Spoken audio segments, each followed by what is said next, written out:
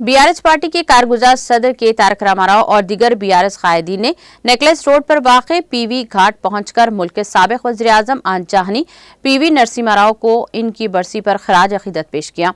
इस मौके पर बीआरएस अरकान पार्लिमान, अरकान असम्बली, अरकान कानून साज कौंसिल और कई लीडरों ने शिरकत की। इस मौके पर इज़हार ख्याल करते हुए केटीआर ने ही पीवी नरसिम्हा राव को एक लीडर के तौर पर सराहा, जिन्होंने तेलुगु अवाम, तेलंगाना की अवाम और हिंदुस्तान को कामयाबी दिलाई।